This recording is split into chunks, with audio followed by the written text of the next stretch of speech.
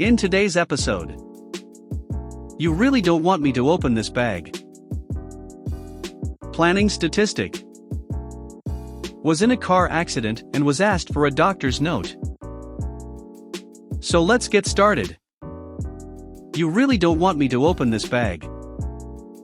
Not entirely sure if this story fits here, but I wanted to share it, and this is where I think it fits best. I am a broke college student. Not like I spend all of my money on DoorDash and weed so I don't have enough money to go out with friends, kind of broke. But rather I once ate a piece of cheesecake that I found on the side of the road because I was hungry, kind of broke. Anyhow, I have managed to find a way to swindle a certain convenience store to unwittingly give me coupons that I could use to get free food every now and then. I had worked there before, so I knew how to take advantage of their coupon system as much as they had taken advantage of me while I worked there. Well, one day I had gotten $11 in coupons, which I was very excited to use to buy myself some groceries. Now, convenience stores are great, but when it comes to groceries, well, they aren't grocery stores, so options are a bit limited. Of course, for me it's free, so I'm not complaining. So I'm walking up and down the aisles, looking for something slightly nutritious, so that I can eat real food, and not get that groggy I've been eating nothing but peanut butter and bread for the last week type of feeling. You know the one. After grabbing some peanut butter and bread, a stack of pink catches my eye. My heart drops. Could it be? Do they have meat? My legs pull me over to the meat stack faster than I can process this miracle, and I am suddenly face to face with a giant stack of packaged salami. Finally, some good F***king food. I grab myself a package of salami, and it becomes my new best friend. I imagine our life together. The sandwiches, the snacks, and best of all, the satisfaction of having a real meal. I put the peanut butter back and exchange it for some mayonnaise and mustard. Peanut butter had gotten me through some hard times, but sometimes you just gotta upgrade. I'm sorry, old pal. Papa just needs some meat. I go to the checkout stand with my salami, beaming like a maniac. After getting home, I am ecstatic about this meat, and I immediately unwrap the salami. As soon as I begin peeling it, I realize my mistake. Instantly, the wrath of Genghis Khan charges directly from the meat to my nostrils with a weaponized stench that pulls at my stomach. This is no salami. This is a foul, vile monster. I try to reseal the salami to contain its stench, but it is too powerful. The salami refuses to be contained. Panicked, I scour the house for anything I can find to vanquish this terrible monster that has let loose in my house. I happen across a freezer bag, into which I throw the salami. This displeases the salami. Furious, the salami begins planning its revenge. The freezer bag contains the stench for now, so I place it into the fridge to return to the store the next day. My thinking is that the freezer bag will subdue the salami until the next day. But I am a fool. A jester and a clown. Overnight, the salami rebuilds its arsenal. The night passes, and I am ready to rid myself of this foul demon. I open the fridge. The most putrid, insulting, horrific smell rips its way out of the fridge, grabbing me by the nose and tearing it clean off. The taste of salt fills my mouth, and I am unsure if it is from the salami or the tears streaming down my face. I rush to grab another few freezer bags and contain the salami as best as I can. The signature stench of the salami has filled the room. It's not going away on its own, so I open a window and head back to the convenience store with salami in one hand and a receipt in the other. I arrive, and make my way to the cashier. As usual, I look malnourished and have baggy clothing, marking me as a suspicious customer. I go to send the salami back from whence it came, but the cashier has suspicions of my return. Of course. So why exactly are you returning this, sir? Please don't make me open the bag. The displeased salami becomes eager. It smells really bad. I would open the bag, but I really don't think that's a good idea. Please don't make me open the bag. The salami knows what is to happen. Sir, I can't do the refund if it's in this bag. You need to take it out to return it. You are making a mistake. The salami is preparing to strike. I put it in a clear bag, so you can scan the barcode through the bag. Trust me, you really don't want me to open this. Please, for the love of all things holy, do not make me release this monster. The salami is foaming at the mouth. Sir, I can't do this return without you opening the bag. Either open the bag or take it home. I can't refund your money if it's in a bag. Asterisk, I worked at this chain for 3 years, and that has never been a policy. I don't know why you would make that up other than to somehow catch me in some act, but please, just trust me. Asterisk, the salami suddenly goes silent. It is ready. Are you sure? Yes, it is our policy. No, it isn't, but if you insist, then very well. Don't say I didn't warn you. I barely crack open the freezer bags, and the salami, furious, bursts out with a stench so sour that even the Karen in line behind me pulls her mask over her nose. Actually, the cashier begins coughing as I pull the salami out of the bag. She apologizes profusely about the foul-smelling meat and scans the beast before issuing me $5.99 in store coupons. I take the bag with me, leaving no line of defense between the cashier and the salami. You said you can't accept bags, right? Well, I guess I'll just keep these bags then. She tries using a store bag to contain the salami, but to no avail, as the store bags aren't airtight.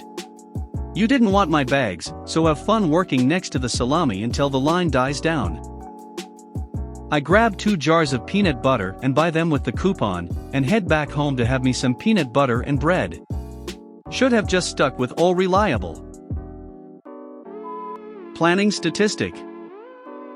I work as an administrator on a messaging system. My team works on 30 servers and almost 3,000 big accounts. Each account has around 50 to 100 users. We have 4 people on our team, but we need at least 6. Most of our work is fixing bugs and keeping things running smoothly so the users don't have a negative experience on their end. Recently, our boss implemented a pre-planning policy for all tasks, but our work can't be planned since it's mostly log surveying and immediate correction.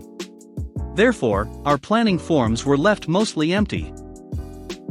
My chief admin found the planning policy strange as it was not really useful for us, but figured the boss saw it as an opportunity to sign their name on a big project. Nothing new. We kept working as normal until one day, the boss scheduled a meeting which my chief attended and came back from furious. Apparently management used the submitted plans to see the workload of each office and confirm if we really needed new team members. They saw our results and told the chief admin they were surprised to see we were not working nearly as much as the others. Cue malicious compliance. The chief admin had us stop working on anything that was not scheduled on the planning documents. We stopped developing script to make things work and stopped debugging as it was unplanned and not on the schedule. Unfortunately, we needed the new script and debugging if we wanted our servers to work correctly, so we waited for the fallout. 2 weeks later, the boss scheduled another meeting.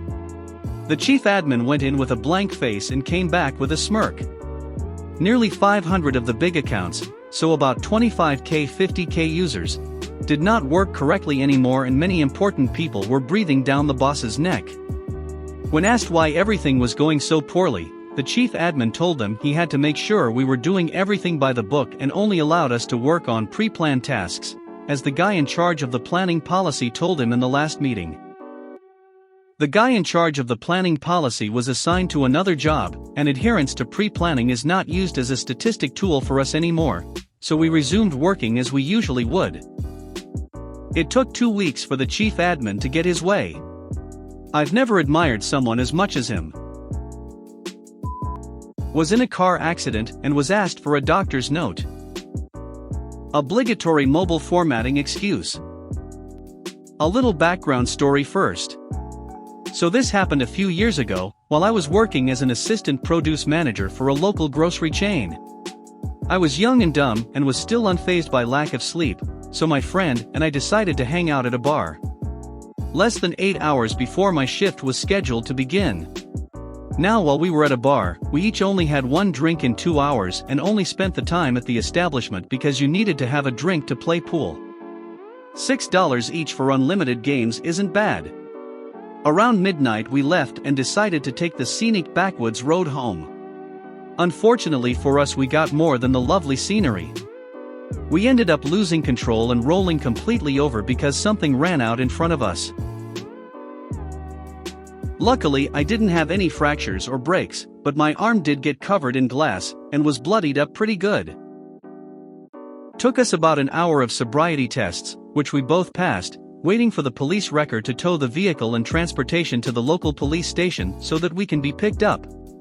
Also another hour until we could find someone awake to take us home. By the time I was back in the comfort of my own house, it was 2 hours before I would have to leave. I was the only one scheduled with the ability to do the produce order. Literally no one else knew how to do it, and if it wasn't in by 9 a.m., nothing was coming for the next day, and because of an inflated sense of loyalty I still held for my job at the time, I decided that I would show up. Still pumped full of adrenaline, I showered and went to work. As soon as I punched in was when I started to come down from my adrenaline high. I was sore and tired. At 8 a.m. I called my boss and told him the order was done and I would be leaving. As soon as all the managerial duties were done and any worker could handle the department, I told the store manager I was going to urgent care. They took me pretty quickly and I was home with several prescriptions by 10. The next day I was still in rough shape, but I wouldn't be running the department. The produce manager would be on with me, and because the way we worked, he would break down the shipment and load a bunch of carts that I would fill the tables with. I thought I'd be okay for the day. My boss was notorious for working whatever hours he felt like, but I never let it bother me too much until this day. When I arrived at work, my boss was gone and half of the day's delivery was already put away. He decided in his infinite wisdom to just work overnight and have me handle the rest. For the first few hours I struggled to get anything done. The physical portion of my job took more of a toll on my back than I expected, and at 9 a.m. when the store manager showed up I went to him and complained. I explained about the car accident that he already knew about and asked if I could have some help. Someone to lift the heavier boxes onto a cart, and I'd be able to take it from there. His response? You need a doctor's note listing these restrictions. Cue malicious compliance. I called the urgent care location I went to the previous day and spoke to the same healthcare professional. After explaining what was happening, I requested a doctor's note limiting the amount of weight I would be expected to lift for a few days. Needless to say, she was shocked. You shouldn't be at work at all right now. I'll give you a doctor's note until your prescriptions end, but you need to take the next few days off. I told her I had 2 days off in a row coming up and she wrote me a doctor's note saying I couldn't work until afterwards. She emailed me the note and I gave it to the boss, now off of work for the next 5 days. If you made it to the end of the video, thanks for watching. Don't forget to like, subscribe and share, and we will see you in the next video.